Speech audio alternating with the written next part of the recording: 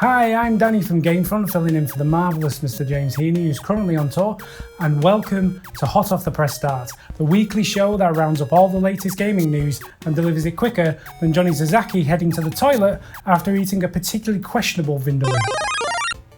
It's Gamescom, and that means only one thing, and that's lots of reveal trailers, and in the case of Iron Harvest, there's also been a release date.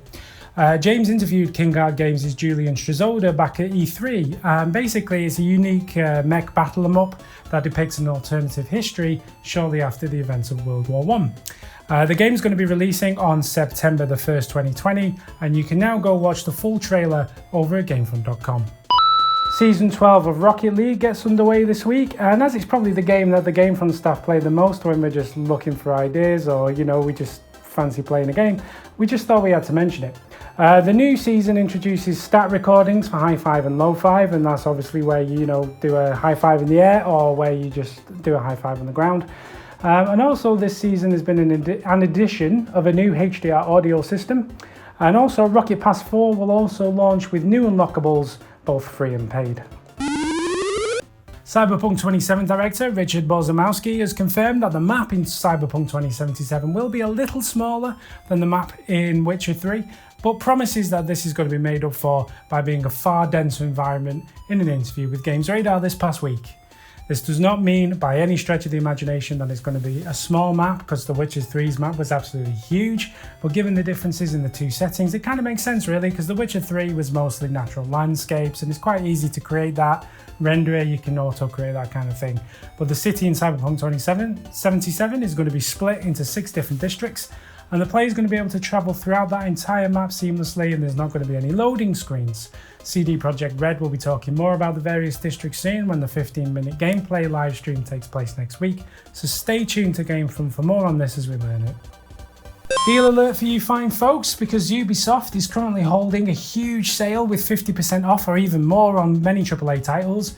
Assassin's Creed Odyssey, Rainbow Six Siege and The Division 2, among others, are currently on sale.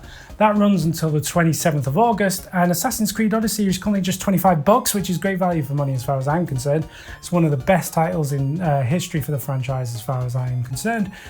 Plays more like an RPG than the previous games, and also Rainbow Six Siege is currently just $8, and that's about 60% off, and that's, even though it's about 4 years old, that's a pretty good price for Rainbow Six Siege.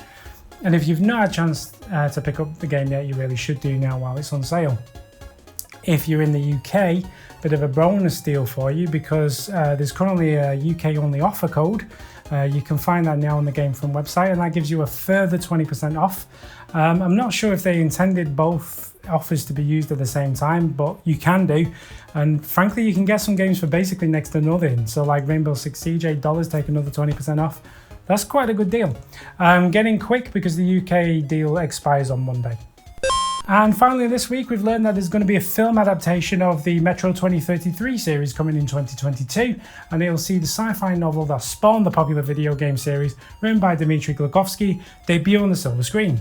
Shooting will apparently begin next week, and the film's going to be premiered in Russia in 2022, which will be 10 years before the events depicted in the film.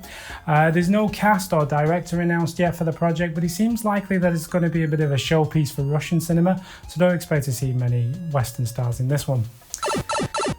And that's this week's gaming news. As always, don't forget to like, share, subscribe, click that bell icon to stay notified of any future GameFront content, and let us know all your thoughts on this week's gaming news down in the comments below.